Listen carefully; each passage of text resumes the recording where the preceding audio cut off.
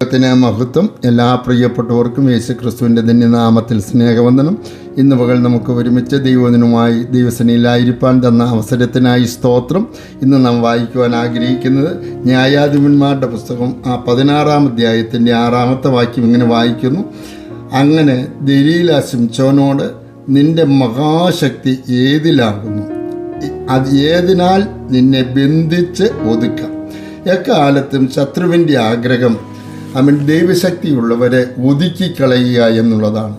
എന്നെ കേൾക്കുന്ന എൻ്റെ വാത്സല്യ പ്രിയപ്പെട്ടവരെ, നമ്മെ ഒതുക്കിക്കളയുവാൻ നാം അറിയാതെ നമ്മെ പിന്തുടരുന്ന ഒരു ശക്തിയുണ്ട് എന്ന് നാം മനസ്സിലാക്കിയിരിക്കണം. ആരെ വിഴുങ്ങണം എന്ന് വിചാരിച്ച് ശത്രുവായ സാത്താൻ അലറുന്ന സിംഹമെന്ന പോലെ ചുറ്റിത്തിരിഞ്ഞ് നടക്കുകയാണ്. നാം ആരും അവൻ്റെ കണികളിൽ പെട്ടുപോകാതിരിപ്പാൻ നമുക്ക് ശ്രദ്ധിക്കാം. ദൈവം നമ്മെ സഹായിക്കട്ടെ. അതുകൊണ്ട് അജ്ഞാനികളായിട്ടല്ല, ജ്ഞാനികളായി തന്നെ നടപ്പാൻ നമുക്ക് ദൈവം കൃപ നൽകട്ടെ.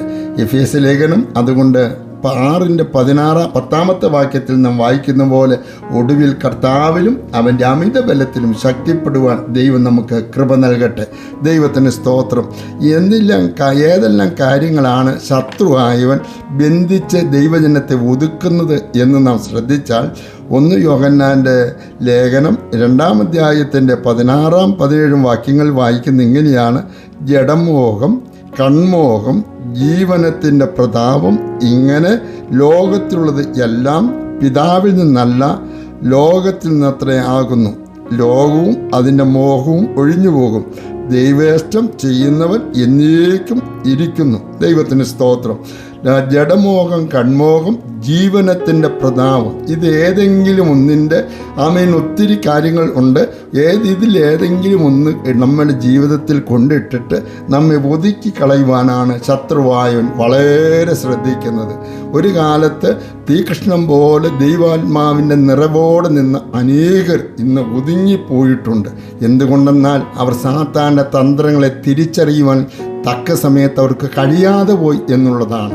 നമ്മുടെ ജീവിതത്തെയും ഒതുക്കിക്കളയുവാൻ നമ്മെ പിന്തുടരുന്ന ശത്രുവിന് അവൻ്റെ കയ്യിൽ അകപ്പെടാതെ നാം വളരെ ശ്രദ്ധയോടെ മുന്നോട്ട് പോകണം.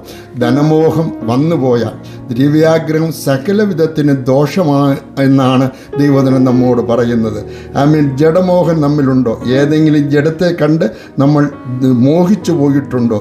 അതിനാണ് മത്തായിയുടെ സുവിശേഷം 5-ാം അധ്യായത്തിൽ യേശു കർത്താവ് 6-7 അധ്യായങ്ങളൊക്കെ പഠിക്കുമ്പോൾ വളരെ വിശകലനമായി പറയുകയാണ്, കണ്ണുകൊണ്ട് പാപം ചെയ്യുന്നതിനേക്കാൾ 2 കണ്ണുള്ളവനായി നരകത്തിൽ പോകുന്നതിനേക്കാൾ 1 കണ്ണുള്ളവനായി സ്വർഗത്തിൽ പോവുക, 2 കാലുള്ളവനായി നരകത്തിൽ പോകുന്നതിനേക്കാൾ 1 കാലുള്ളവനായി സ്വർഗത്തിൽ പോകുക, 2 കൈയുള്ളവനായി നരകത്തിൽ വീഴുന്നതിനേക്കാൾ 1 കൈയുള്ളവനായി സ്വർഗത്തിൽ. എന്താണ് അതിൻ്റെ അർത്ഥമെന്ന് ചോദിച്ചാൽ, അത്ര നാം പാപത്തോട് എതിർത്ത് നിൽക്കണം, പാപത്തെ ഉപേക്ഷിക്കണമെന്നാണ് കർത്താവ് നമ്മെ പഠിപ്പിക്കുന്നത്.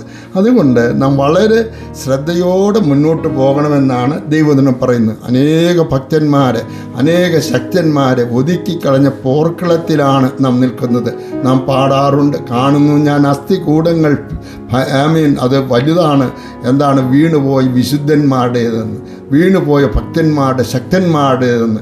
നമ്മുടെ ജീവിതത്തിൽ വീഴാതെ വണ്ണം നമ്മെ നിർമ്മലതയോടെ ദൈവസേനയിൽ നിർത്താൻ കഴിവുള്ള ഒരു ദൈവമുണ്ട്. അതുകൊണ്ട് നമുക്ക് ദൈവത്തിൽ ആശ്രയിക്കാം. യഹോവയിൽ ആശ്രയിക്കും. യഹോവ തന്നെ ആശ്രയമായിരിക്കുന്ന ജനമാണ് ഭാഗ്യമുള്ളത്. അതുകൊണ്ട് ദൈവത്തിൻ്റെ ജനം ദൈവത്തിൽ ആശ്രയിക്കട്ടെ. ദൈവാത്മാവിൻ്റെ ശക്തിയിൽ നിറഞ്ഞു മുന്നോട്ട് പോകട്ടെ. ഭൈരുവായിരുന്ന പത്രോസ് 3.5 വർഷക്കാലം യേശുവിനോട് കൂടെയായിരുന്ന പത്രോസും ശിഷ്യന്മാരും യേശുവിനെ പിടിച്ചു കഴിഞ്ഞപ്പോൾ ആദ്യം പറഞ്ഞു, ആരെല്ലാം തള്ളിപ്പറഞ്ഞാലും ഞാൻ നിന്നെ തള്ളിപ്പറയത്തില്ലെന്ന് പത്രോസ് പറഞ്ഞെങ്കിലും പത്രോസ് മറ്റുള്ളവരെ കൂടെ വിളിച്ച് പിന്മാറ്റത്തിലേക്ക് കൊണ്ടുപോയതായി നാം കാണുന്നുണ്ട്. എന്നാൽ പത്രോസിൽ ദൈവശക്തി വന്നു കഴിഞ്ഞപ്പോഴാണ് അപ്പോസ്തല പ്രവൃത്തി 2-ാം അധ്യായത്തിൽ നാം വായിക്കുന്നു. 2-ാം അധ്യായത്തിൽ പത്രോസ് എഴുന്നേറ്റ് നിന്ന് ശക്തമായി പ്രസംഗിക്കുന്നു. ഒറ്റ പ്രസംഗത്തിൽ 3000 പേര് വിശ്വാസത്തിലേക്ക് വന്ന് സ്നാനപ്പെട്ടതായി നാം കാണുന്നുണ്ട്. അങ്ങനെയെങ്കിൽ ഈ ദിവസങ്ങളിൽ ദൈവശക്തി നമ്മൾ കുറഞ്ഞു പോകാതെ നാം വളരെ സൂക്ഷിക്കണം. എന്നെ കേൾക്കുന്ന ആരുടെയെങ്കിലും ജീവിതത്തിൽ ദൈവശക്തി പണ്ടത്തെ പോലെ ഇല്ല എങ്കിൽ, ആദ്യ സ്നേഹത്തിൽ നാം വീണു പോയിട്ടുണ്ടെങ്കിൽ, ആദ്യ കൃപയിൽ നിന്ന് നാം വീണു പോയിട്ടുണ്ടെങ്കിൽ, ആദ്യ വചനത്തിൽ നിന്ന് നാം വീണു പോയിട്ടുണ്ടെങ്കിൽ, എൻ്റെ പ്രിയപ്പെട്ട സഹോദര സഹോദരി, മാതാവ്, പിതാവേ, ദൈവവൃത്തനെ, ദൈവവചനത്തിലേക്ക് നമുക്ക് മടങ്ങി വരാം. കർത്താവേ, ആ പണ്ടത്തെ പോലൊരു നല്ല കാലം എനിക്ക് തരണമേ, പണ്ടത്തെ പോലൊരു ദൈവശക്തി എൻ്റെ മേൽ പകരണമേ എന്ന് നമുക്ക് ദൈവത്തോട് പ്രാർത്ഥിക്കാം. ആരംഭകാലത്ത് ഏതെല്ലാം പ്രതികൂലങ്ങൾ കടന്നു വന്നപ്പോഴും ധൈര്യത്തോടെ നിന്ന് ദൈവശക്തിയാണ്.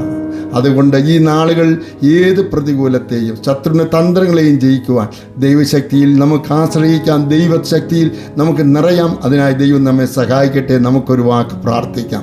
സ്വർഗീയ പിതാവേ, ഈ അന്ത്യകാലത്ത് ദൈവശക്തി ഞങ്ങളിൽ നിന്ന് ചോർന്നു പോകാതെ വളരെ സൂക്ഷ്മതയോട് മുന്നേറുവാൻ ദൈവകൃപ നൽകണം. യേശുവിൻ്റെ നാമത്തിൽ അപേക്ഷ കേൾക്കണം സ്വർഗീയ പിതാവേ, ആമേൻ. ആത്മശക്തിയാൽ എന്നെ നിറച്ചിടുക, അനുദിനമാരാധിപ്പാൻ. അഭിഷേകത്താൽ എന്നെ നിറച്ചിടുക, ഞാൻ ഉണർന്നു ശോഭിക്കുവാൻ. ആത്മശക്തിയാൽ എന്നെ നിറച്ചിടുക, അനുദിനമാരാധിപ്പാൻ. അഭിഷേകത്താൽ എന്നെ നിറച്ചിടുക, ഞാൻ ഉണർന്നു ശോഭിക്കുവാൻ.